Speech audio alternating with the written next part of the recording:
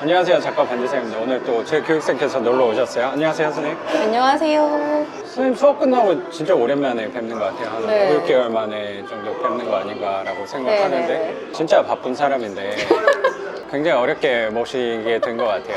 지금도 계속 일하시다가 또 오신 네. 거고 주업도 하시면서 일탈도 열심히 하고 네. 또 최근에는 강사로서 몸이 10개여도 부족할 것 같다는 생각이 드는데 우선 구독자분들한테 네. 소개 좀 부탁드릴게요. 저는 올해가 52죠. 52. 그 정도 오셨구나. 저 선생님, 잘 몰랐네요. 저 경매하면서 재미도 있었는데 진짜 네. 폭삭 늙었어요, 진짜. 지금 염색도 못했잖아요, 선생님. 할 시간도 없고 24시간이 한 6시간, 8시간 같은? 그렇게 또 잠까지 줄여가면서 치열하게 네. 사셨다는 생각이 그쵸. 저도 되게 많이 들어요. 선생님 그 성과를 보면 그 느낌이 저도 되게 온다고 생각하거든요. 선생님 저한테 그러셨잖아요. 지금 전화상이었는데 이게 뇌리에 남는 거예요. 최단기간 최다 보유를 제 수강생이 해서 저한테 기네스북에 올리고 싶다고. 그래서 와, 그 칭찬이 모든 그래요? 거를 다 녹여주는 듯한 느낌? 아, 나의 노고가 내 누구를 위해서 한 게 아니잖아요, 선생님. 선생님이 잘 가르쳐 주시고 중간중간에도 계속 이끌어 주셔서 그 힘듦이 그날 그 한마디에 다 녹아내리는 것 같은 거예요. 그것도 너무 감사했고. 제가 중간중간 가르쳐 주셨다고 했는데 제가 느끼기에는 선생님 혼자 다 하신 거라고 생각도 되게 아유, 들거든요. 선생님 그날 기억나잖아요. 애 유치원 보내시고 저랑 또 통화하시고, 예. 선생님 또 시간 되실 때마다 피드백 주시고 톡에 또 답 달아주시고 기다렸다가 또 제가 액션 취하고 도움 많이 받았죠. 제가 그렇게. 선생님께 또 녹음해도 되냐고 해서 또 그것도 밤에 가서 또 자기가 들어봐, 스승님이 이렇게 하래. 잘 들어, 이렇게 해야 돼, 명도할 때. 막 너무 감사했죠. 제가 혼자 한 거는 제 발로 법원 임장 갔던 거 매일매일 그거지, 그 나머지는 선생님한테 배우지 않았다라고 하면 감히 그냥 저는 셀프 공부는 못했을 것 같아요. 그렇게 말씀해 주시니까 제가 감개무량합니다, 사실.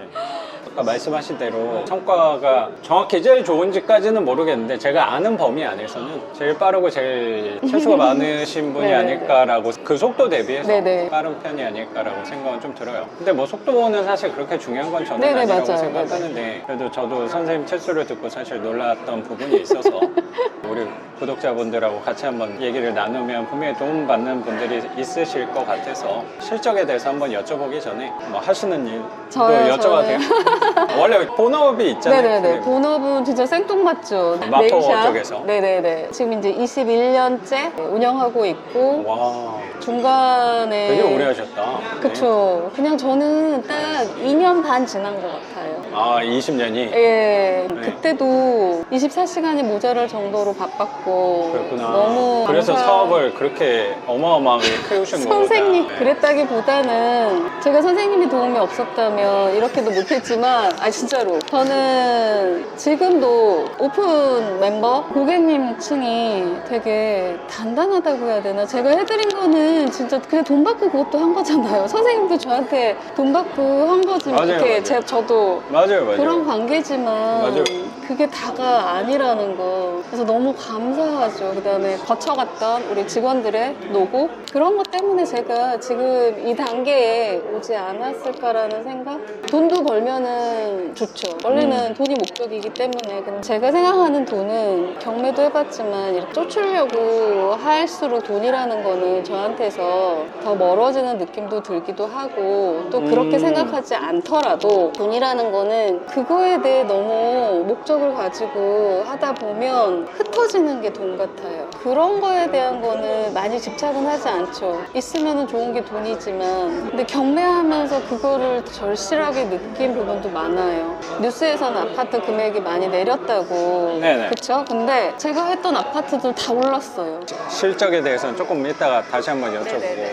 우리 처음 만난 게 작년 4월 말. 5월 달에 수업 예, 그쵸. 끝났던 5월 거죠. 중순에 끝났죠, 선생님. 맞아요. 사실 입찰 시작한 건 그때쯤 작년 봄부터.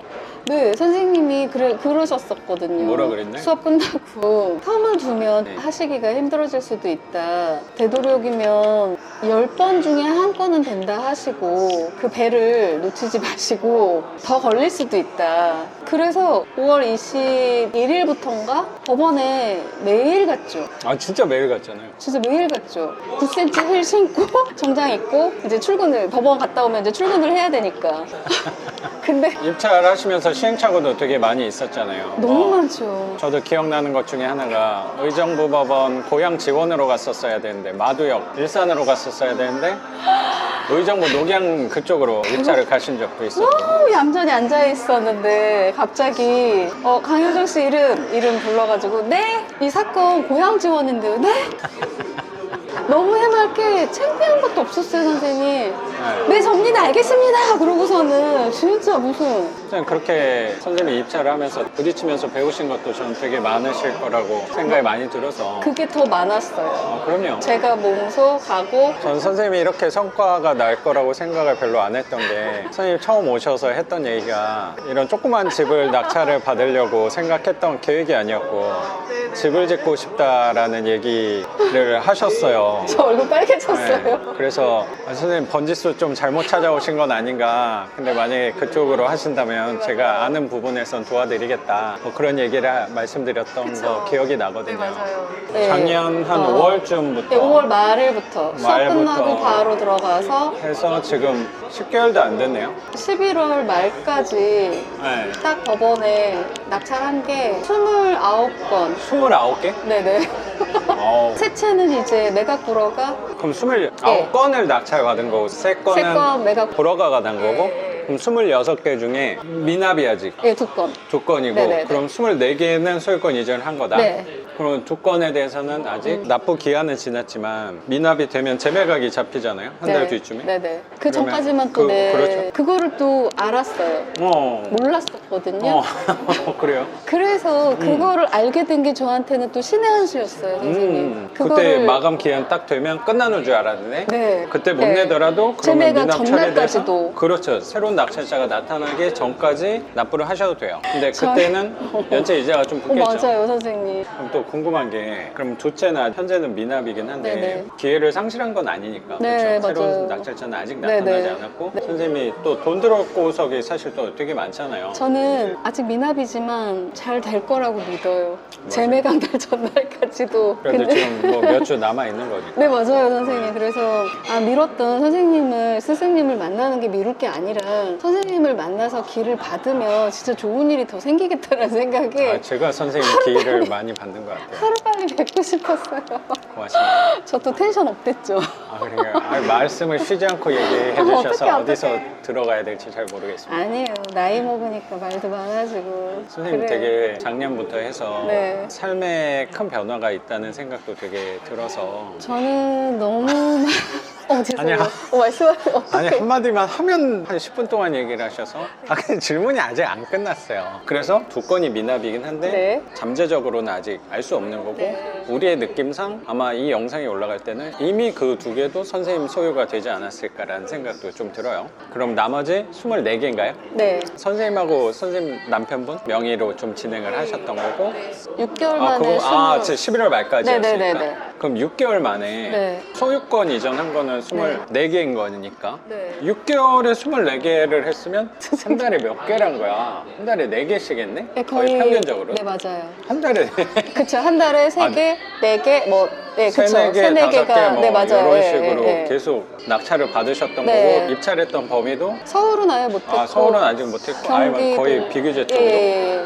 하고 충남 쪽 네, 뭐 이런 맞아요. 데도 네네. 아산. 그쪽까지 가서 이렇게 빨리 했어요. 그러면 저는 또 궁금한 게 24개는 보유가 어떻게 되는 거예요? 세입자 보유 현황을 한번 여쭤봤냐면 낙찰을 계속 받는 것, 빨리 받는 것도 되게 좋은데 우리는 계속 대출을 받잖아요. 그러면 아무리 신용이 좋아도 대출을 연속적으로 실행을 하면 신용이 떨어져요. 나는 그것 때문에 불편해진 거라고 생각했는데 그거랑은 상관은 없었던 거네. 조금 머리를 썼던 게 사람이 공주에 몰리니까 그 카드 매출을 뽑아가지고 서류를 보낼 때 그냥 보내버리는 거예요. 미친 척하고 정식은 아니지만 그걸 또 감안해서 그쪽에서 선생님 대출 나온 거는 다 약식이에요. 정식으로 하면 사실 못 나와.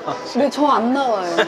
진짜 실행 안 네. 돼요. 그걸 시간이 그렇죠. 지나니까 알게 됐어요. 네, 다 우회로 봐줘서 나온 건 거죠. 네, 맞아요. 그때 네. 선생님 저한테 선생님 지금 계획은 하시고 하시는 거죠? 지금 대출이 진짜 이루어질 수 있는 건가요? 라고 너무 조심스럽게 저한테 전화 줬던 때 기억나세요? 10월 그래요? 말인가? 그때 실장님이 선생님한테 전화해보라고 했대요. 도대체 원장님 멈추지를 않고 한다고. 반지상 선생님이 원장님한테 전화 좀 드려달라고. 도대체 무슨 생각으로 지금 이렇게 낙찰을 계속 하는. 그래서 그때 선생님이 저한테 전화 주셨었어요. 근데 제가 그 상황들을 진짜 피부로 느끼지를 않은 상태여서 선생님이 너무 조심스럽게 저한테 전화해 주셨던 게 전 기억이 나요. 근데 제가 거기다가 일하면서 받아가지고 네 선생님 저 괜찮아요. 대출 됐고요. 네, 될 거예요. 이제 그러고서 금방 끊었던 기억이 나거든요. 그러고 나서 이제 아 이게 장난이 아니었구나. 이게 이제 막히는 건데 그때 제가 생각했던 게 그러면 내가 지금 매출 많이 나오는 거를 어떻게 이분들한테 알려야 되지? 그래서 제가 그 서류를 잘했어요. 썼던 거예요. 저도 최근에 대출 받은 거는 계약서를 다 보내요. 통장 내역 다 보내요. 그래야지 해주거든요. 그런 거 좀 수업 시간에 가르쳐 주세요. 왜냐면 그거는 처음에는 그럴 필요가 없거든요. 그 정도 가야지 부딪히게 되면은 결국에 이렇게 찾아오죠. 그럼 그때 얘기하려고 그걸 처음부터 얘기할 필요는 없거든요. 그리고 지금 기준이랑 한 3년 뒤, 5년 뒤 기준이 또 어떻게 바뀔지 모르는데 지금 말할 필요는 없는 부분이라고 생각해서 그랬던 것 같아요. 이렇게 선생님처럼 빨리 하신 분들은 사실 드물죠. 흔치 않으니까. 선생님께 도움을 받았던 게 아까 그 전월세 상황 물어보셨잖아요. 그래서 시작은 일단 마이너스로 시작을 한 진짜 거다. 마이너스. 일단 입찰 보증금만 있었어요. 생각하고 입찰 보증금만 그거 있으면 생각했어요. 했던 네네네. 거고. 그렇게 해서 입찰 보증금으로 이제 다 쓰고 네. 돈이 생기겠지 했는데 돈이 안 생겼단 말이에요.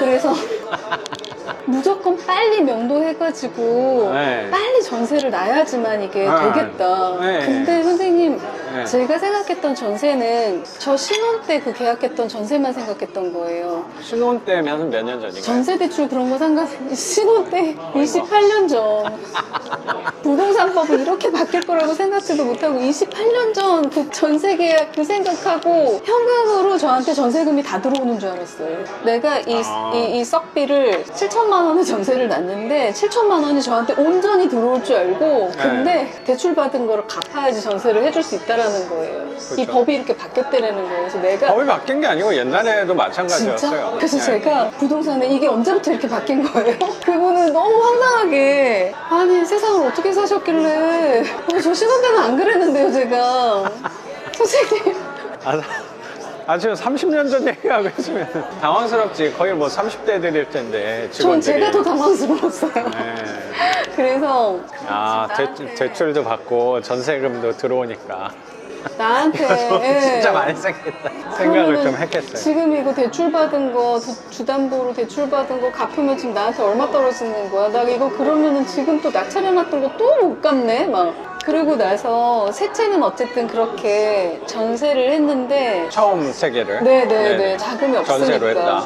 근데 세 번째 빌라가 선생님도 제가 말씀드렸나? 저랑 동기 선생님이 성남 지원해서 네. 빨리 오라고. 근데 네네네. 그 아이가 원래 전세로 9천만 원밖에 안 되는데 어느 날 갑자기 부동산에서 1억 8천에 전세를 준다 그래서 제가 선생님 저희 집 저기 그 빌라인데 선생님 잘못 전화하신 것 같다 그랬더니 아니야 애기 엄마 나도 몰랐어 1억 8천 지금 나도 몰라 그 부동산 사장님이 나도 몰라 왜 이렇게 갑자기 올랐는지. 그러니까 낙찰 받자마자 옆에 도로가 확장이 되고 그 뒤에 언저리로 고급 주택 같은 거 해서 네네네. 그게 지금 들어오고 있다는 거예요. 도로가 갑자기 넓혀지고. 그렇다고 사장님 전세가 2배로 뜨면 저 갑자기 무서운데 이거 무슨 일 나는 거 아니에요? 무서워서 그랬더니 아니야 옆에 부동산에서 1억 9,200에 전세 계약 해줬어. 그래서 1억 9천에 해줘? 막 이러시는 거예요. 아니요 1억 8천이요. 또 소심하게 저 9천만 원만 더 있으면, 그때는 진짜 무서워가지고 저 사장님 9천만 원만 더 있으면 되거든요. 너무 순진하게. 그래서 바로 일요일날 계약을 하고 세 번째 물건을. 네, 세 번째 집이 그게 거기서 9천에 제가 받았는데. 예, 그 시드가 확 불어난 거. 그 신혼부부는 전세 대출로 다 1억 8천을 다 받아서 들어오고. 그러니까 조금 어떻게 표현은 그런데 약간 깡통 전세 개념도 있었어요, 살짝. 뭔 정신? 깡통 전세? 그래도 알고 계시네요.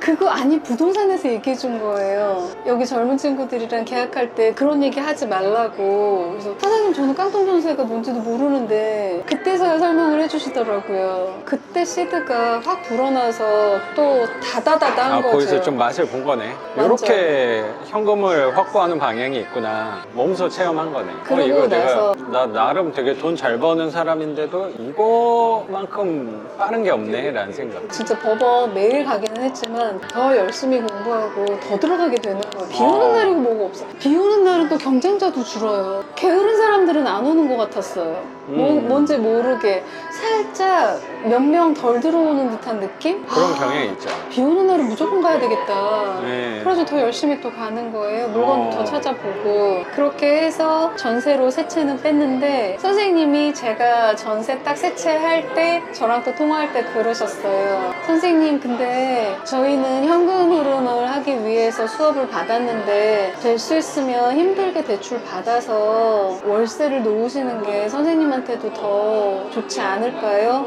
거기서 또 이제 내가 잠깐 방향을 잃었구나.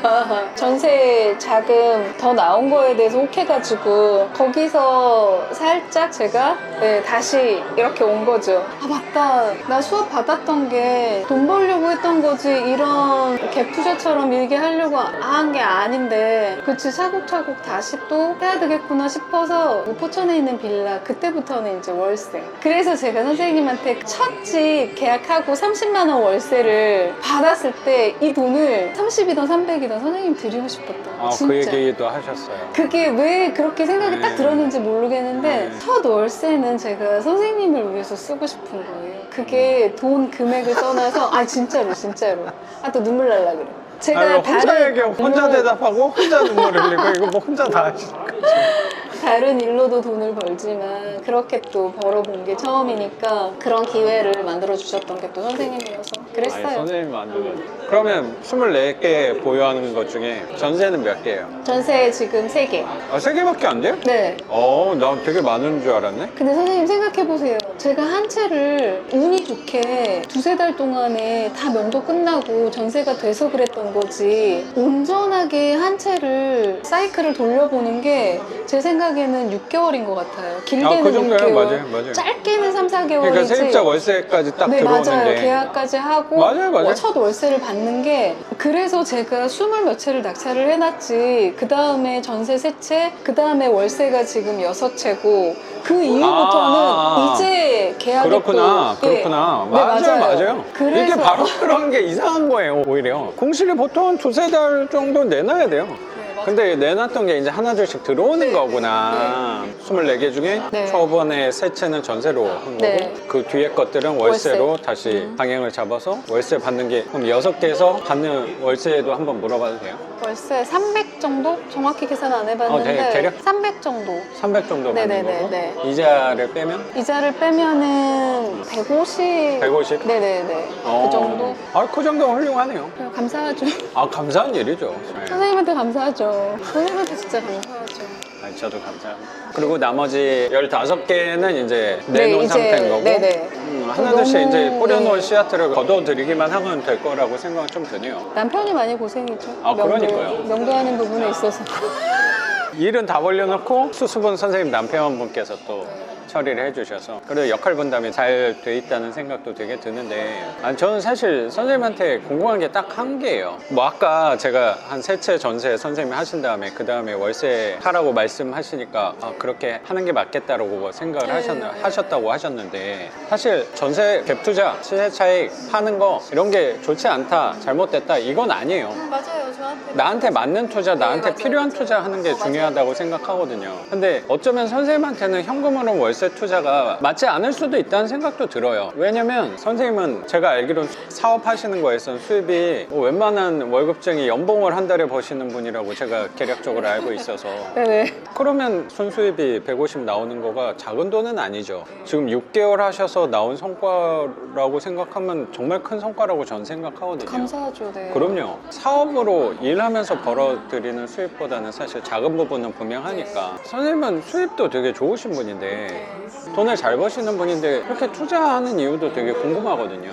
제가 네. 작년 네. 선생님 수업 받기 전에 3년 전에 저희 남편이 거의 이렇게 생사를 오락가락 할 정도로 그때부터 저한테 좀 더 안 좋은 상황들이 많이 발생이 됐죠. 그러면서 또 너무 큰 금액을 떼이고 남편은 이제 살려는 났지만 남편이랑 저랑 또 나이 차이가 많이 나서 이제 좀 있으면은 은퇴를 해야 되고 그러는 과정에서 제가 갚아야 될 선생님 남편분은 지금 회사 네네네 다니시는 직장 거고. 다니고 있고 좀 약간 계약직은 아닌데 이제 그렇게 다니니까 어느 날부턴가 아 나도 천년만년 이렇게 돈을 잘 벌 수는 없겠구나 그쵸?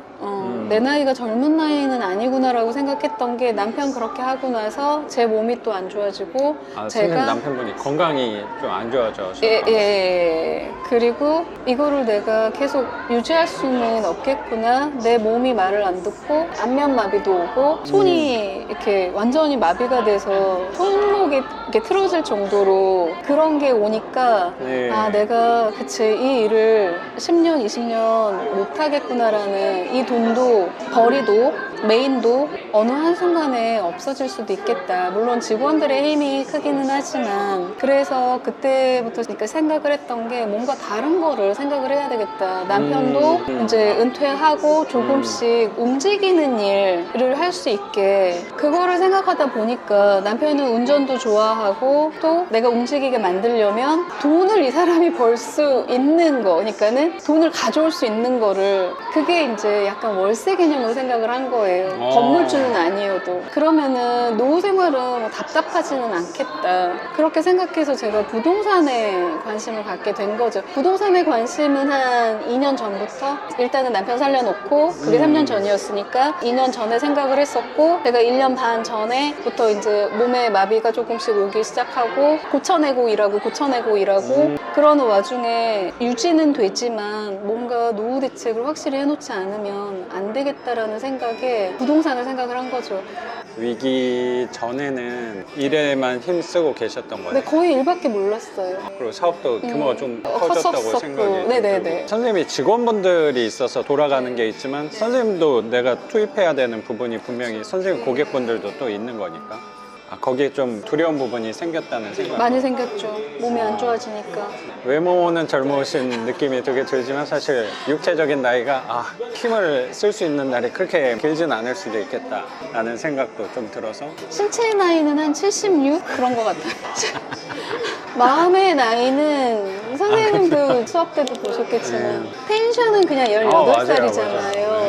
그냥 철딱선이 없고 그걸 많이 느꼈습니다. 그냥 우물안의 개구리였던 것 같아요. 어디 뭐 할 생각도 못 했었고 뭐 움직일 생각도 안 했었고 집이랑 샵이랑 다 마포에서 해결을 하니까 네. 그래서 지하철을 그렇게 잘못돼서 법원에 서류를 늦게 제출했어요. 그런 날도 말씀하셨던 것 같아요. 제가 미쳤죠. 의정부 지방법원에 저 들어왔어요. 잠시만요. 했는데 이미 이거 땡 치고 유리하면서 네. 거기서 꺼낼 때 제가 잠시만요. 저 들어왔어요. 거기서 소리 지르기가 쉬운 분위기는 아닌데. 정신이 나갔었죠. 그래도 또 꿋꿋이 앉아서 1등이 얼마 됐지? 그리고 또 보고 나와. 근데 그렇게 입찰도 거의 매일 가셨잖아요. 네네. 그 법원도 한 군데만 간 게 아니고 여러 군데 수도권이나 뭐 다른 지방까지 다니셨는데 선생님이 매일 그렇게 입찰을 다니신 게 또 이것만 하시는 게 아니고 사업 일도 하시면서 가정 일도 또 있으시니까 해야죠. 또 아이 돌보고 하는 것도 열심히 해야죠. 부모님 케어하시는 부분도 있으니까 그렇게 바쁘게 하시면서 또 이렇게 했다는 게 보통 사람은 아니구나라는 생각도 되게 드는 것 같아요. 네, 열심히 살았던 거 있잖아요. 네. 지금은 생각해봤는데 열심히만 살았었는데 그 열심히만 산 게 제가 이거를 시작하면서 정말 중요한 베이스가 됐던 것 같아요. 열심히만 살았는데 그 열심히가 저한테 되게 많은 기초가 돼서 그 루틴처럼 만들어준 것 같았어요. 그게 안 됐었다라고 하면 더 힘들었었을 것 같아요, 제가. 근데 내가 이 열심히 살아왔던 거를 기본으로 이거를 하니까 조금은 더 수월했던 것 같아요. 그래서 내가 살았던 게 잘 살았구나라는 생각을, 그래서 저를 더 다독거려주고, 그래 너 그래도 열심히만 그냥 우직하게 열심히만 살았구나라고 생각했는데 그래도 그 열심히 산 걸 가지고 잘 버텨줬구나라는 생각이 들었어요. 그래서 저는 삶을 살 때 그래도 열심히 살아야 되는구나 라는 생각을 하죠. 그래서 저는 경매 그게 기본이에요. 그런가요? 그럼요. 그 기본이 안 되는 사람들도 많잖아요. 그랬던 것 같아요, 선생님. 그리고 그러니까- 또 선생님이 그거를 보여주셨고. 무조건 열심히 산다고 다 부자가 되고 돈을 많이 벌고 낙찰을 많이 받는다는 아니겠지만 베이스가 저는 분명히 있어야 되는 네. 것 같아요. 왜냐면 분명히 발로 뛰어야 되는 부분이 있으니까. 근데 그게 경매만 그렇지 않다고 생각이 들어서 선생님 하시고 계시는 지금 사업도 마찬가지라고 생각이 들어요. 그래서 아침에 법원에 이제 가려면 더 청소도 미리 해놔야 되잖아요. 막 엉망으로 하고 다닐 수는 없으니까 그런 것들. 법원에 또 다녀오면 의정부를 가던 어디를 가던 제가 지하철 타는 게 관건이니까 그 안에서 헤매는 시간까지 감안을 하고 샵에 오면 빠르면은 2시 15분, 늦으면은 3시예요. 여기서 헤매는 날은 샵에 오면 3시예요. 그러면 이제 밥 못 먹었잖아요. 밥이고 뭐고. 그때는 또 들어오자마자 이제 막 샵 소독? 직원들은 또 일하고 있으니까. 소독하고 그게 이제 저의 또 루틴이 되는 거예요. 경매하면서 저녁도 마감까지 또 열심히 일해야죠. 본업이 그거니까. 그러다 보니까는 열심히 했는데 더 열심히 하게 되는 거예요. 경매는 경매, 샵 들어오는 순간 딱 멈춰버리는 거예요. 거기서 끝. 여기는 이제 네일 샵이니까 내일만 8시 반, 9시까지 거기에만 몰입, 거기에 집중하고 또 일하고 그렇게 했던 것 같아요. 근데 저는 오히려 선생님이 성과가 빨리 날 수 있었던 게 분리를 잘 하셔서 될 수 있지 않았을까도 생각이 좀 들거든요. 경매만 힘쓰면은 자꾸 이 생각이 나서 대출 받는 것도 분명히 그렇고 명도하는 데 있어서도 스트레스가 분명히 있잖아요. 그거를 내가 계속 신경 쓴다고 사실 해결되는 건 아닌데 그거를 잠깐 끊어서 일할 때는 그걸 잊어먹었으니까 이만큼 올 수 있지 않았나라고 생각도 들거든요. 그 부분을요, 저희 직원들이 80% 이상을 충족시켜줬고 저희 남편이 90%를 충족을 시켜줬기 때문에 한 네. 거예요. 샵 들어오자마자 열심히 일은 했다라고 하지만 그게 다가 아니거든요. 직원들이 그걸 잘 지켜줬기 때문에 제가 그 일을 오전에 할 수 있었던 거고 맞네요. 남편이랑 한 달 반을 전쟁을 치르고 네가 이딴 거 하려고 경매를 하냐, 막 네가 밥을 굽냐, 막 그러면은 우리 이혼할 거 아닌데 역할을 분담을 하자. 내가 어차피 수업을 배웠고 내가 법원을 가니까 내가 낙찰 받아올게. 당신이 명도 부분만 확실히 해주면 우리가 역할 분담을 또 확실히 하면 회사처럼 당신은 그렇죠. 명도 부분, 나는 법원 부분. 그래서 거의 90%가 직원이랑 저희 남편이 해줬던 거지. 선생님, 저는 진짜 선생님이 하라던 법원 열심히 다니시고요. 그거밖에 저는 실행한 게 없거든요. 네네. 그거 정확히 맞네요. 네, 그리고 네. 루틴 잊어버리지 말고 네. 이것도 안 하게 되면 감을 잃어버리니까 계속 물건 보는 연습, 용어 막히면 네이버를 검색해서 알아내고. 네. 저는 이제 밤에밖에 시간이 없잖아요. 집에 가서 씻고 밥 먹고 책상에 앉으면 빠르면 11시고 좀 늦으면 12시에 앉거든요. 네네. 너무나도 운이 좋게도 주변 분들이 직원분들도 그렇고 가족분들도 그렇고 저는 운이 정말 좋았어요. 무엇보다 부동산 운도 되게 좋으신 분이라고 생각도 되게 들어요. 그러니까 이 단기간에 이만큼 낙찰을 받는 것도 제가 2년 있었다고 전에 생각해요. 맞아요. 제가 2년 전에 명리 공부 해놨던 것도 도움이 많이 됐고 내가 왜 이 부동산이 잘 맞는지도 그 명리 공부 할 때는 몰랐는데 네. 그래서 그냥 여러 가지로 저한테는 너무 운이 좋았구나. 명리학적으로도 선생님이 부동산 쪽이 잘 맞대요. 네, 그거를 듣기만 했었는데 네일 네일 쪽은 어때요? 네일도 저한테 맞는 거예요. 이게 시너지가 되는 거잖아요, 진짜. 그렇죠. 제가 잘 될 수 있었던 것도, 운이 좋았던 것도 저한테 맞는 이치라고 해야 되나? 그거를 제가 찾은 거죠. 일부러 찾으려고 했던 건 아니고 하다 보니까 저한테 좋은 일들이 더 많아졌던 거죠, 이 일로. 그래서 너무 재밌다라는 거. 힘든 것도 있지만 너무 재밌다, 진짜. 저 의정부 지방법원에서 울었던 말씀 드릴게요, 제가. 네. 세 번째인가 갔었을 텐데 지하철도 놓치고 입찰장도 늦게 들어가고 하늘은 너무 파란 거예요. 막 너무 예쁜데 9cm 힐 신고 정장 입고 커피 자판기도 코로나 때문에 안 되게 해놓고 난 커피 마시고 싶은데 의정부 지방법원에 의자에 앉아가지고 갑자기 막 눈물이 나는데 진짜 네. 제가 50 넘어서 그럴 일이에요. 막 눈물 콧물 펑펑 울고 있었거든요.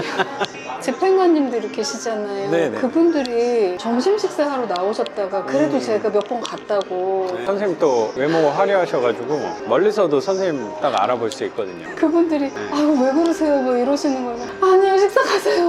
감정에 좀 복받치는 게 좀 있었나 봐요. 그날 왜 그렇게 뭔가 좀 뭔가가 이렇게 서러웠는지. 서럽고 네. 뭔가 안 풀리는 것 같고 그 당일엔 그때 그런 이제 일이 남편이랑 있었어요. 많이 부딪혔을 때였거든요. 어. 또 한 10분인가 울다가 그래 어떻게 맨날 저렇게 맑은 날만 있겠어.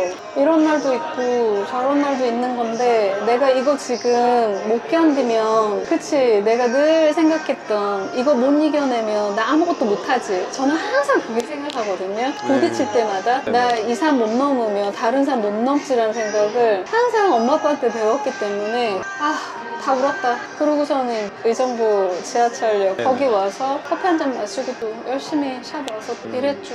그 울음이 저한테는 되게 좋았던 것 같았어요. 맞아요, 맞아요. 그냥 실컷 울어버리고 나서 털어버리고 그리고 또 그냥 씩씩하게 또 다니고 그게 선생님의 원동력이라는 생각도 되게 드네요. 눈물. 안 그래도 많은데 기뻐도 눈물 나고 슬퍼도 눈물 나고 저도 남자치고는 눈물이 되게 많은 편이란 말이에요. 그리고 어렸을 때는 그 눈물이 많다는 것 때문에 부모님이 걱정을 많이 하기도 했는데 그리고 제 안에서는 굉장히 컴플렉스인 부분도 있었었고 나는 조금만 감성적이 되는 그럴 때는 눈물이 나거든요. 근데 남자는 눈물을 흘리면 안 되잖아요. 그렇잖아요. 그런 게 좀 있잖아요. 그런 게 어딨어요. 그렇게 교육을 저 받았잖아요. 어른들의 근데 저는 눈물이 나니까 예전에는 그 부분에 대해서 부끄럽게 생각하고 창피하다고 생각을 했는데 요새는 눈물이 나면 우는 게 더 낫다고 생각을 저는 많이 하게 된 것 같아요. 근데 울었을 때 또 쌓여있던 것들이 분명히 풀리고 해소되는 부분들이 저는 많이 있는 것 같아서 나이가 들수록 눈이 메말릴 수도 있는 건데 감정이 메말릴 수도 있는 건데 저는 오히려 남들보다 공감도 잘하고 감정적으로 건강한 거 아닌가라고도 생각도 드는 것 같아요. 남자니까 뭐 울지 말아야 된다 이런 거는 생각을 예전처럼 하지는 않는 것 같아요. 그리고 선생님한테도 많이 배우는 것 같아요. 나도 한 나이가 선생님 나이 한 50 정도 되면 우는 거에 더 부끄러워하지 말아야겠다. 더 펑펑 울어도 되겠다. 눈물 콧물 흘려도 되겠구나. 그 생각도 되게 드는 것 같아요. 나도 그렇게 하고 싶거든요. 그래요? 아니 네, 정말이에요. 이거 진짜예요. 이거 진심으로 하는 얘기예요. 일부러 우는 건 일부러는 아니잖아요. 아니고. 네, 감정적으로 그걸 숨길 솟아나는. 필요, 막을 필요는 네. 없겠다라고 생각이 되게 들어요. 어쩌면 선생님이 일이 되게 잘 풀리는 것 중에 하나가 저는 감정을 감추지 않고 잘 풀어냈기 때문이라는 생각도 저는 좀 들거든요. 그래서 저는 경매로 인해서 선생님 뭔가 삶이 뭐 바뀌었다 그런 게 아니라 제 가치관의 생각들이 좀 많이 변화가 있는 것 같아요. 멈출 줄도 알아야 되고 내려놓기도 해야 되고 제가 얻은 게 더 많은 것 같아요. 잃은 거는 거의 없었다고 생각해요. 선생님 만나서 제가 이렇게 된 것 같아요. 너무 감사하죠. 참 선생님 같은 분을 만난 게 제일 그래서 감사한 제가 일이죠. 스승님이라고 하는 게 그런 것 같아요. 저도 선생님한테 받은 그런 가르침? 제가 봐왔던 스승님은 그 묵묵함인 것 같아요. 묵묵함. 하나만 보고 갔다라기보다 그쵸, 소신 있게 가셨잖아요. 소신도 되게 본받을 만한데 제가 받은 거는 그냥 묵묵함인 것 같아요. 어느 것에도 흔들리지 않는 소신도 있지만 제가 받았던 스승님의 그런 거는 묵묵함인 것 같아요. 그게 되게 중요한 것 같아요. 제가 명리 교수님한테 배웠을 때도 자중자애, 조용히 나를 먼저 챙기고 그래야지 다른 것도 보이고 다른 사람도 챙길 수 있고 그런 거를 많이 배웠거든요. 교수님한테 늘 감사하고 나보다 낮은 사람은 없다.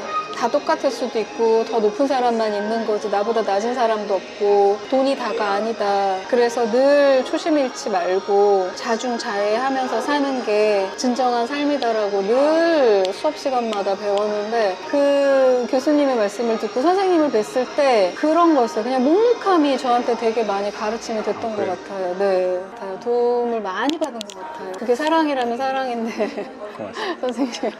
그 명리학 교수님 공감되는 거 되게 있어요. 저도 항상 이 삶의 모토로 삼고 살아가는 것 중에 하나가 나만 잘난 게 아니잖아요. 자만할 수도 있어요. 어쩌면 제 입장에선. 왜냐면 뭐 선생님도 마찬가지지만 제가 주로 만나는 분들은 제가 한 성과에 대해서 남들보다 더 좋게 평가해 주시는 분들을 주로 만나게 된단 말이에요. 그런 분들을 얘기를 나누다 보면 내가 좀 잘났나? 라는 착각에 빠질 수도 있단 말이에요. 그래서 되게 조심해요. 자만한다는 생각을 갖지 않으려고 더 노력하려는 것 같아요. 주변에 있는 사람들이 어쩌면 특수성 있는 사람들이 모여 있으니까 조심하는 거죠.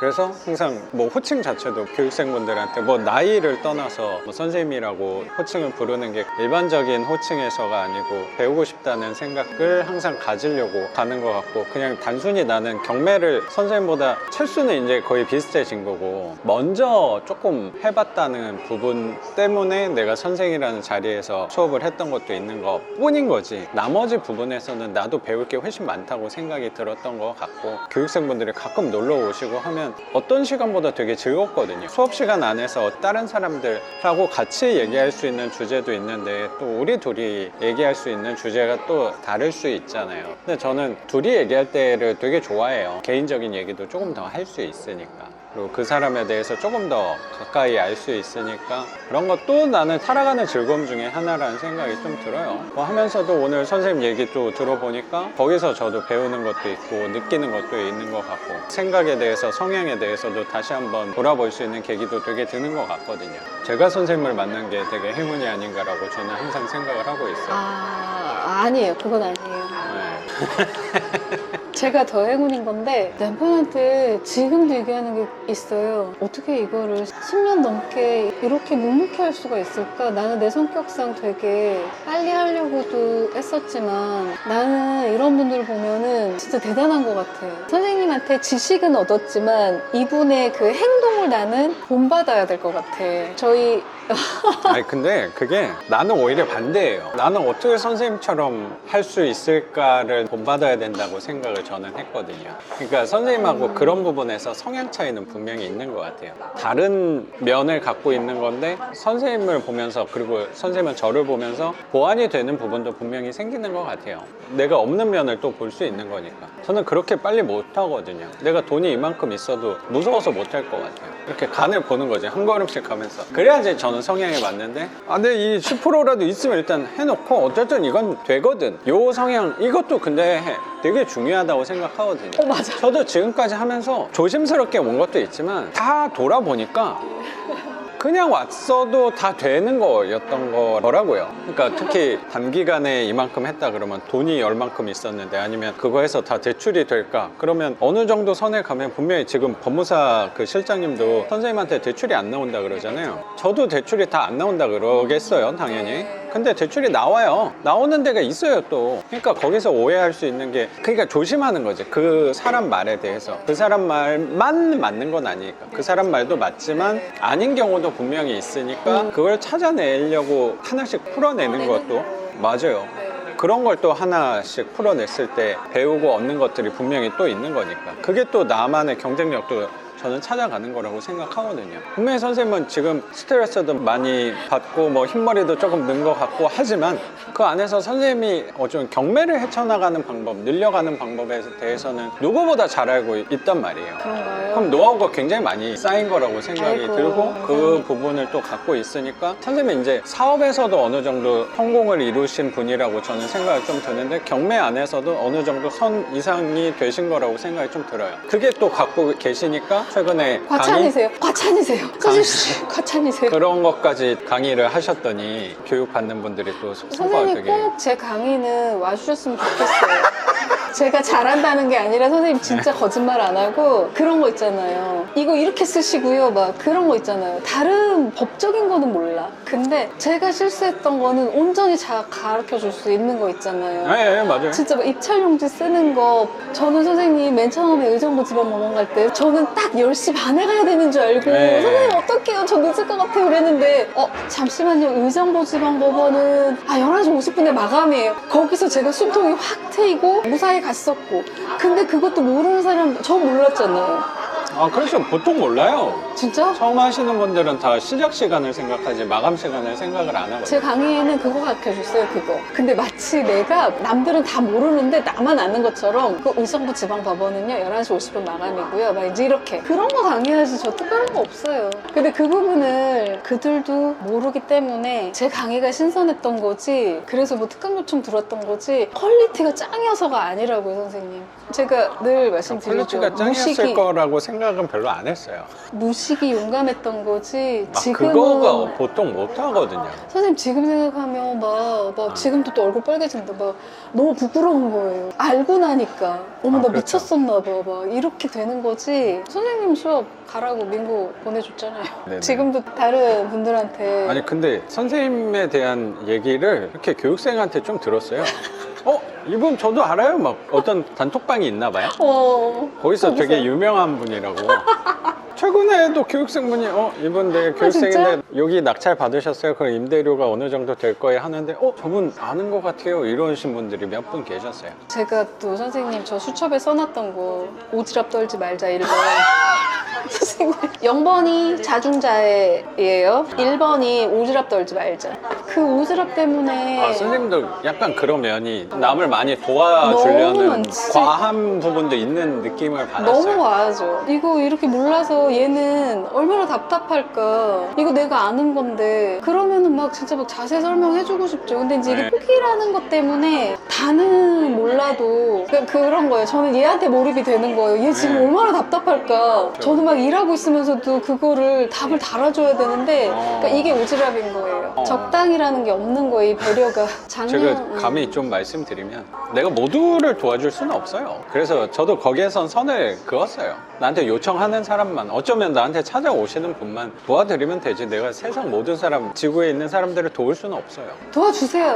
도와주는 방향으로 가는 거죠. 네네네네. 가까워지는 방향으로 가는 어. 거죠. 한 명이라도 더 하면 그쪽에 가까워지는 건 분명한 거니까. 그러니까 항상 선생님은- 뭐 말도 안 되는 이상향을 찾아서 가는 부분이 저는 있는 것 같아요. 선생님은 충분히 저 수업 끝나고도 선생님은 어떻게 해야 돼요? 막 그러면 이제 이거 이렇게 하시고 심지어는 선생님 그렇게 하셨죠? 지금은 어디까지 이제 갔냐고. 저는 다른 스승님은 그때는 몰랐으니까. 근데 이제 이렇게 해주는 선생님 없다라고 또 다른 사람들이 경매하는 사람들이 말씀해 주시니까 다 그런 줄 알았는데 그 세계를 모르니까 그걸 알고 나니까 제 얕은 지식을 그들한테라도 얘기해주고 싶은 거예요, 솔직히. 예. 맞아요. 그것도 경험 못한 사람이 제가 얼마나 많은데. 공부하면서 너무 답답했던 부분들이 많았으니까 제가 막 밤에 새벽에 선생님한테 여쭤볼 수는 없잖아요. 그런 단톡의 특성이 조금은 조심스럽지만 질문해놓고 받으면 받고 안 받으면 안 받는 그런 또 장점이 있잖아요. 그렇죠, 그렇죠. 장단점이 다 있으니까. 근데 이제 그런 부분들을 알려주고 싶은 거지. 너 잠깐 서 있어봐. 너 이거 알아? 막 그런 게 아니라 그런 것까지는 이제 제가 할 수 있으면 하는 건데 이제 연습해야죠. 조금은 이렇게 선을 긋고 커팅하는 방법을. 아니 그래서 근데 또 그게 저는 그런 데서 잘 못하거든요. 근데 선생님은 좀 잘 맞을 수도 있어요. 자기 색깔이 있는 거니까 자기한테 맞는 방향으로 하면 되는 거라고 생각해요. 그래서 선생님은 앞으로 계획은 갖고 있는 26개 그거는 일부는 매도를 할 계획을 갖고 있는 거고 네네, 일부는. 일부 거의 다- 우량 물건은 좀 갖고 네, 놔두고. 보유하는 방향으로. 예, 이제 남편이 원하는 거는 월세 쪽으로는 다 놔둬서 5월달 예우기간 끝나기 이제 전에 바로 등록을 하고 임대사업자 등록해야 되잖아요, 선생님. 선생님 예. 무조건 해야죠. 등록하고 네. 나머지는 그냥 다 조금은 매도해서 근데 아까 말씀하신 게 거기서 양도세가 막 70% 80% 나와도 나는 판다. 남잖아요. 1000만 원 중에 200만 원이 어디냐? 그게 어디예요, 선생님? 그렇죠. 저는 완전 땡큐. 저 법원에 가면서 항상 되뇌이는 게 또 있어요. 되면 땡큐, 아님 말고. 근데 나는 그 부분은 뭐 선생님 잘 아시겠지만 난 파는 거를 그렇게 좋아하는 사람은 아니잖아요. 네. 그것도 땡큐 맞아요. 땡큐 맞아. 근데 한편으로 좀 그거를 남기려고 선생님이 했던 고생들이 나로 하면 내가 그동안 했던 막 수리하면서 전화 받고 막 임대 어렵게 맞추고 대출 어렵게 받았던 거를 200만 원 받으려고 할 거는 아깝다라는 생각이 저는 커요. 많이 아깝죠. 아깝죠. 남는 거 맞아. 땡큐 맞아. 근데 좀 아깝다. 그래서 나는 그냥 갖고 가겠다라고 포지션을 정한 거예요. 네. 나 또 흔들린단 말이야. 아, 저는 그렇다는 거예요. 근데 이게 잘 생각해봐요. 제가 뭐 개발되고 했던 사례들도 보여드렸잖아요. 수업할 때. 그런 못생긴 애들이 된 거야. 생각을 해보면. 막 개발이 된 게. 아, 또 흔들려. 근데 그때도 지금 사실 선생님이 잡아주신 거거든요. 근데 생각을 해봐요. 선생님이 파는 이유가 왜 팔아야 되지를 생각해보면 선생님은 지금 그거 팔아가지고 내 생계를 위해서 뭔가 써야 되는 돈이 좀 있어. 아, 그럼 맞지. 팔아서 뭐 할 건데? 또 받을 거 아니야? 네.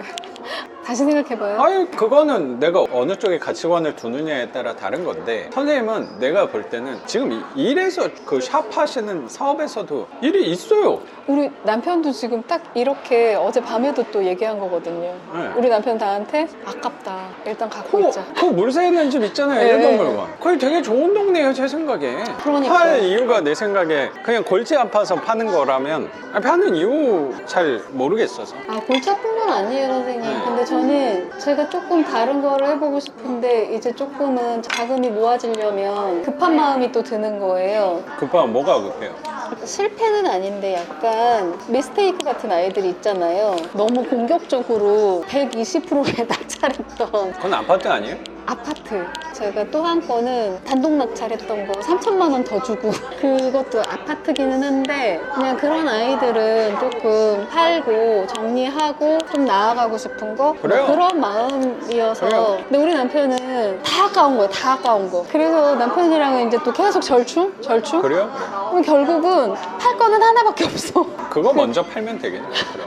그래서 순서를 그거 잡으면 되죠. 그거 3개밖에 없어요. 또 팔 거는 정리해보면. 아니 뭐 그 정도요. 아파트는 임대사업자 등록이 안 되니까 종부세 합산 배제 안 돼요. 그러니까 그거 생각하고 하는 것도 좋을 것 같아요. 왜냐면 선생님 거주하는 집도 덩치가 큰 게 있으니까 그것 좀 때문에 세금에 있어서는 그것 생각을 때문에 계속 세금이 걸리는 거예요. 그래서 선생님이 말씀해주셨던 비규제 지역의 공시지가 1억 미만 제가 그것만 지켜야 되는 게 저한테는 그게 이제 공시처럼 된 거죠. 다른 또 조건의 사람들은 다르게 할 수도 있지만 그렇죠, 그렇죠. 저는 그렇게 해야지만 세금 면에서도 많이 리스크가 안 나고 그래서 저는 오히려 선생님이 아웃라인을 준 게 너무 감사한 거죠. 안 그러면 제가 너무 또 무모하게 다른 것들에 눈을 돌리고 막 그랬을 텐데 그때 정리하고 이제 요 정도 해봤으니까 또 조금 범위를 더 넓혀도 좋지 않을까라는 생각도 좀 조심스럽게 들어요. 우리가 하는 물건이 이상적인 물건은 아니니까. 저한테 이상적이면 되잖아요.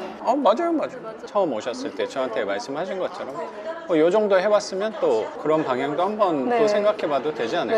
네. 손님의 지난 과거 실적, 성과를 또 생각해보면 충분히 또 해내실 수 있지 않을까 또 생각이 들어요. 지금 한 50년을 사셨는데 남은 50년이 더 기대가 되는 분이 아닐까 생각이 되게 드는 것 같아요.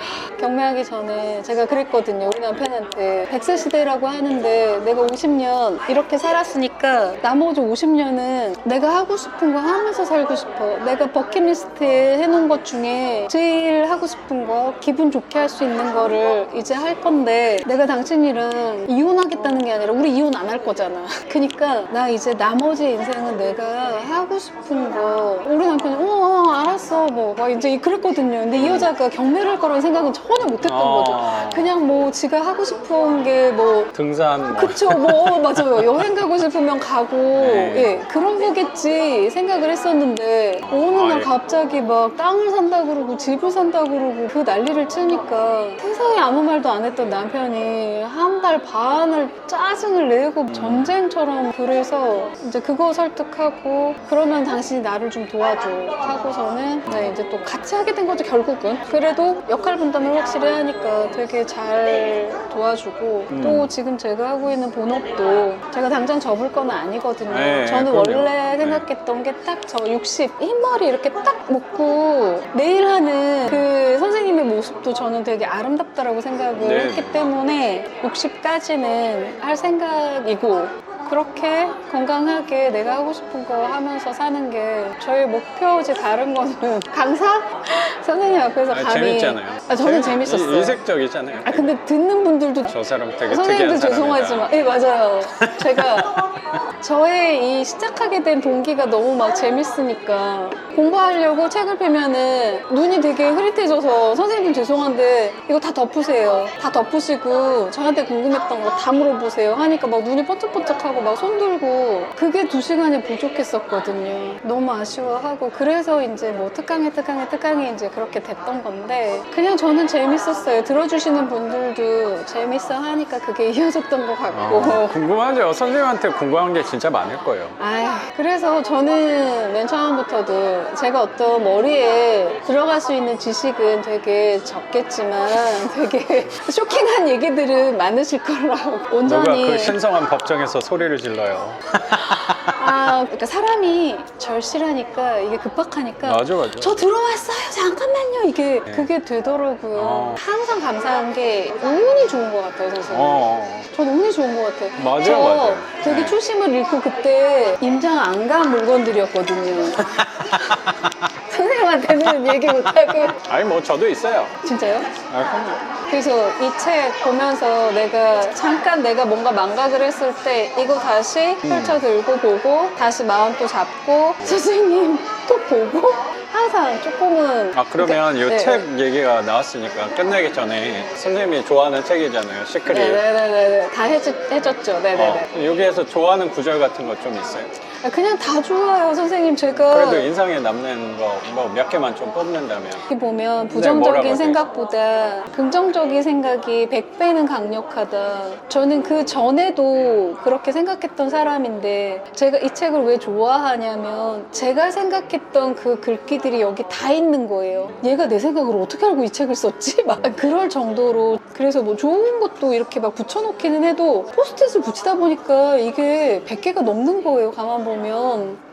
근데 또 펼치니까 또 이게 그게 좀- 나오네요. 그 부분도 저도 되게 공감을 하는 부분인데 선생님 진짜로 이 긍정적인 사고 방식이 엄청나게 사람을 변화되게 해요. 이게 의식이든 무의식이든 제가 이렇게 웃음이 많은 것도 조금 그런 부분이거든요. 엄마 닮아서 어떤 때는 조금 푼수 같기는 하지만 부정적인 것보다 긍정이 난 것 같아요 선생님. 저는 그 부분이 제일 좋은데 딱 펼치니까 지금 그 부분이 나왔던 거예요. 근데 옛날하고 긍정에 대한 생각은 좀 달라지긴 했어요. 옛날에는 노력을 했어요. 난 긍정적인 사람이어야 해 라는 생각이 되게 네네네. 강했던 것 같은데 네. 시간이 좀 지나니까 아예 몸에 배버렸다는 생각도 되게 들어요. 그래서 말도 그렇고 뭐 생각도 그렇고 이걸 내가 긍정을 노력해야지라고 생각을 이제는 하진 않아도 보시는 분들이 긍정적으로 저 사람은 생각하고 말하는구나 라고 봐주시는 것 같아요. 근데 뭐 선생님도 비슷할 거라고 생각하거든요.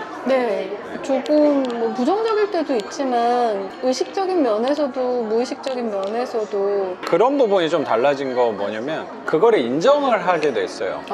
뭐냐면 그러니까 긍정을 노력하시는 분들 네네네. 되게 많은데 네. 긍정적이어야만 해야 된다고 긍정을 무조건 항상 좋은 거라고만 생각하시는 분들도 있는데 부정이 있기 때문에 긍정도 저는 있는 거라고 생각하고 세상에는 긍정하고 부정이 공존하는 거라고 저는 생각하거든요. 선생님 자신도 긍정적인 면하고 부정적인 면이 분명히 있는 거고 저도 마찬가지라고 생각하거든요. 근데 예전에는 부정을 거부했다면 그걸 받아들이고 이것도 좋은 면으로 승화시키려고 이것도 나구나라고 생각하려고 노력하는 면이 예전하고 다른 거죠. 옛날에 아까 뭐 얘기가 나왔지만 제가 자주 운다 라고 하는 거는 부정적인 면이니까 멀리 없애버리려고 노력을 했다면 이제 그거를 부정적인 게 아니고 나한테 좋은 영향으로 다가오는구나 라고 생각을 많이 하는 것 같아요. 부정적인 면은 당연히 있겠지만 긍정적인 면이 더 커지게 바라봐 주시는 건 아닐까 생각이 드는 것 같아요. 부정적인 생각보다 긍정적인 생각이 100배 강하다고. 나는 좀 반대로 생각하는 게 있거든요. 아 진짜? 부정적인 생각이 훨씬 힘이 세다고 생각해요. 저는. 그래서 조심하는 거고요. 이건 뭐 제 의견이니까 이 책 또한 절대적인 거는 저는 아니라고 생각해서 그럼요. 내가 되게 좋은 사람들하고 예를 들어 있다가 그럼 막 힘도 나고 에너지를 많이 받잖아요. 근데 딱 한 명이라도 부정적인 기운이 있는 사람을 만나고 하면 다 뺏겨버리더라고요. 그쵸. 기 뺏기듯이. 그 부정적인 힘이 훨씬 크다는 생각을 많이 받았던 것 같아요. 그게 내 긍정적인 모습들을 다 전이시켜버릴 수도 있다고 그쵸.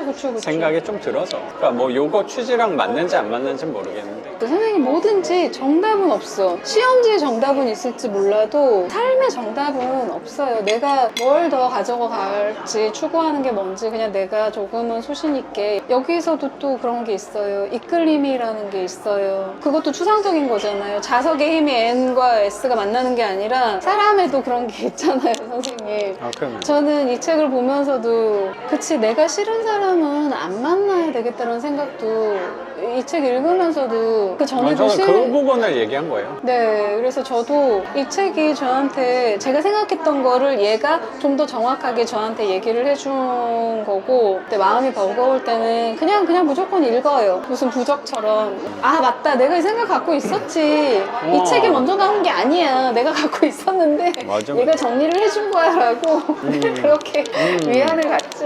감사하죠. 그래요.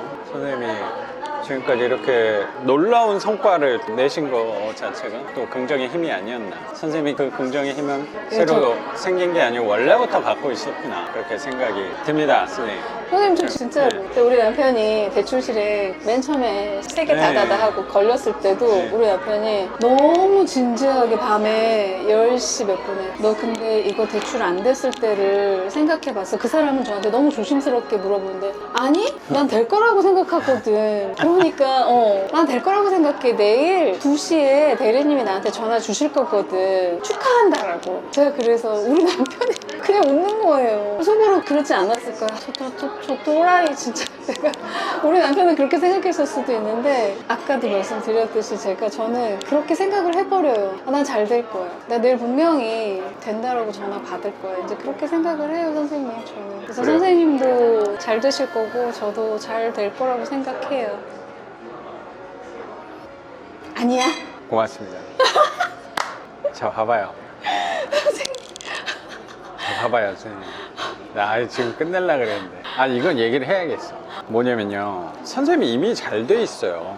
저요? 네. 누군가는 선생님을 바라보고 오고 있어요. 더 잘 될 필요조차도 없어요. 제가 생각할 때는. 저도 그래요. 왜냐면 선생님들 이 단기간에 29개를 낙찰 받으면서 느꼈을 거예요. 뭐 얼마나 더 낙찰을 받아야지 내가 더 어쩌면 생각하는 선에 갈 수 있는 건가. 그거는 도달을 하기는 쉽지는 않을 것 같아요. 그럼 60채, 뭐 100채가 돼도 난 똑같을 거라고 생각하거든요. 그때도 200채를 갈 거야, 300채를 갈 거야. 이거가 사실 뭐가 의미가 있을까. 어느 순간 생각이 저도 좀 들더라고요. 네, 저는 네. 숫자에 연연하지 그래요. 맞아요. 않게 돼버리더라고요. 네. 그래서 이거 맞아요. 잘 될 거예요. 잘 되고 있고. 근데 그거는 왜 잘 될 거냐면요. 어떤 결과가 나오더라도 나는 잘 됐다고 판단을 할 거거든요. 이거는 나의 의견이니까, 주관적인 의견이기 때문에 나는 무조건 잘한 거라고 생각할 거기 때문에 당연히 잘 된 거예요. 근데 조금 다른 부분은 뭐냐면요. 그거에 대한 너무 집착을 하지 않아요. 집착을 하지 않는다는 게 정확히 뭐냐면 내일 2시에 그 대리님이 전화 오지 않아도 상관없다를 생각을 더 많이 해요. 왜냐면 너무나도 운이 좋게 선생님은 진짜 누구보다 또 운이 좋은 사람이어서 네. 그렇게 돼서 다행인 거지. 안 될 수도 있잖아요. 네. 그거는 스스로를 나는 속일 필요는 없다. 안 될 수 있잖아요. 왜 안 돼? 폐찰할 수 있잖아요. 그게 없는 거야? 세상에 내가 입찰하는데 낙찰만 있는 거 아닌 거 잘 알고 있잖아요. 그러면 폐찰도 좋은 거야? 잘 된 거야? 로 나는 판단을 하는 게 더 중요하다고 생각이 들어요. 그게 예전하고 요즘에 저랑 달라진 게 그건 것 같아요. 예전에 폐찰은 안 좋은 일이었거든요. 지금의 폐찰은 좋은 일로 내가 승화를 시킨 것 같아요. 그게 나는 긍정을 노력하는 부분은 아니에요. 그래요? 내가 마음 편한 부분을 노력하는 것 뿐이에요. 선생님은 언제부터 뭐가요? 그 폐찰에 대한 그 생각을? 폐찰을 많이 하면 가기가 싫어지거든요. 아, 진짜요? 보통 사람은 그래요. 저 같은 사람은 폐찰하면 이게 또 진짜? 가봤자 떨어질 건데. 선생님 저는 폐찰한 날은 보증금 내 돈이기는 한데 내가 돈 모은 것 같은 거예요. 뭐 그런 면도 있죠. 네. 저는 그래서 제가 조금 생각이 틀린 건가요? 저는 폐찰을 해도 즐거운 거는 아니지만 나 이거 빨리 가져가서 뭐 맛있는 거 사 먹어야지. 그런 면도 있어요. 그리고 오히려 낙찰 떨어지면 다행이다 라고 생각할 때도 있거든요. 낙찰되면 고민할 것들이 또 많잖아요. 이게 낙찰되면 또 한 번도 안 해보신 분들은 낙찰만 받으면 뭔가 다 되는 것처럼 하는데 사실 그때부터 스트레스가 시작이잖아요. 걱정도 많아지는 거고. 그래서 오히려 떨어지면 마음이 편해져. 자신 없는, 돈도 안 쓴 거고. 자신 없던 물건들은 다행이다 하고 되면 어떡하지라고 생각하는 적도 당연히 있죠. 우리 돈 받으러 갔을 때 1등 하신 분 계시잖아요. 제가 진심 축하할 때도 있지만 진심 축하할 때도 많아요. 그런 분들한테는 궁금한 게 있어서 제가 기다렸다가 선생님 죄송한데 제가 이거 너무 하고 싶었는데 이거 어떻게, 그러니까 저랑 금액이 많이 차이 났을 때 어떻게 선생님 생각한 거예요? 이럴 때는 네네 어떻게 접근하신 거예요? 제가 진짜 몰라서 그러는데 저랑 좀 금액 차이가 많이 나서 그것도 물어보기가 쉽지 않은데. 나중엔 되더라고요. 너무 궁금한 거예요. 내가 아무리 임장을 가고 부동산을 봤는데 이 금액을 왜 입찰을 해서 낙찰받았지? 살 집이 아니라면. 근데 한 번은 수원지방법원에서 어떤 아저씨가 화가 나가지고 XX 새끼들이 나한테 이 금액 쓰라고, 그러니까 컨설턴트 업체에서 그래요. 그게 명백한 이유가 있어서 그 가격을 쓰는 경우도 있는데 저는 아닌 경우도 훨씬 많다고 생각해요. 그냥 단순히 받고 싶어서 아니면 이겨야 되기 때문에 하는 사람도 분명히 있어요. 그래서 나는 거기에 내 수익률을 기준을 바꾸고 싶지는 않아요. 낙찰의 목표는 아니니까. 맞아요, 선생님. 그렇죠. 그 내가 생각한 금액에 들어와서 나한테 수익을 줄 수 있는 구조로. 그렇죠. 나보다 1원이라도 더 썼으면 이 사람 나보다 수익률이 낮게 생각하고 한 거니까 미련을 나는 안 가져요. 그냥 물어보지도 않아요. 그럼 그들의 이유가 있었던 거고 나는 나의 이유가 있는 건데 거기서 내가 굳이 나의 기준에서 손해를 보면서 갈 필요는 저는 없다고 생각하는 사람이어서 그 쓴 가격에 대해서는 저는 묻지는 않아요. 이건 뭐 저의 방법이에요. 그래요. 명심할게요. 아니, 선생님 잘하고 있어요. 아니. 선생님 방법으로 가면 돼요. 그게 선생님 색깔이 나오는 거니. 제 방법대로 했으면 선생님만큼의 성과는 나올 수는 없었을 거예요. 지금도 제가 선생님한테 배워야 하고 저의 색깔은 조금 나중에 나중에 지금도 또 선생님 말씀에 제가 아직도 선생님 전에 선생님 말씀에 제가 흔들리는 이렇게 해야 되는구나 라고 내가 뭐 이렇게 팔랑귀 그런 게 아니라 선생님의 말씀에 귀 기울여야 되고 그렇게 해야 되나 보다라고 생각을 하지 저는 아직까지는 제 색깔 없어요 선생님. 없어. 알겠습니다. 그러니까 남들은 너는 그러지도 않으면서 그렇게 뭐 많이 했어? 이렇게 잘 받을 수 있어? 그래서 그렇게 얘기하는데 저는 그건 아닌 것 같고 아직도 제가 부족한 게 많고 배워야 될 게 더 많고 그러니까 제가 선생님한테 연락드리는 거 아니에요? 그렇잖아요. 선생님 이거 어떻게 해야 돼요? 막 이렇게. 아니 근데 뭐 저도 그게 조심스러웠어요. 아까 선생님 입으로 말씀하신 것처럼 어차피 정답은 없다고 생각하는 거고 나의 기준만 세운 것 뿐인 거니까 한편으론 폐차라고 이러면 속상하잖아요. 그 속상한 마음을 달래기 위해서 만들어낸 걸 수도 있죠. 오래 하기 위한 습관. 그거를 말씀드리면서 마무리하면 좋을 것 같아요. 선생님도 지금까지 단기간에 빠른 성과를 냈는데 아까 남은 50년 말씀을 하셨잖아요. 남은 50년을 준비하면서 멀리 보고 갔으면 좋겠어요. 그렇다면 굳이 막 빨리 뭔가 더 해내야 된다는 게 여유로워지는 부분이 생길 수 있다고 생각해요. 네. 명심하겠습니다. 맞아요. 맞아요 선생님. 진짜로 왜? 지금처럼 하면 돼요. 그냥 선생님 한마디. 저만 보면 막 웃기죠. 어차피 너 선생님을 좋아하기 때문에 하는 거죠. 그래요. 그러면 예민한 얘기일 수도 있었는데 선생님 투자 경험 그리고 낙찰 사례까지 공개해 주신 거 감사하게 생각합니다. 선생님. 아니에요. 제가 더 감사하죠. 잘 들어주셔서 감사합니다. 그러면 오늘 영상은 여기서 마무리하는 걸로 하고 저는 또 내일 영상으로 찾아뵙도록 하겠습니다. 작가 반지상이었습니다. 감사합니다. 고맙습니다. 선생님. 뭐 물어볼 거 있어요? 나한테? 또? 아니요. 그거 5월달까지 등록하면 되는지. 선생님 지금 뭐 단기 그런 거 다 없어졌잖아요. 임대사업자. 네. 그래서 이제 등록하면 10년인 거잖아요, 선생님. 네. 그쵸. 그 10년 동안 또 팔게 되면 세금 또 다 토해내야 될 거고, 그쵸? 그 구조가 어떻게 돼요? 제가 정확히 몰라요.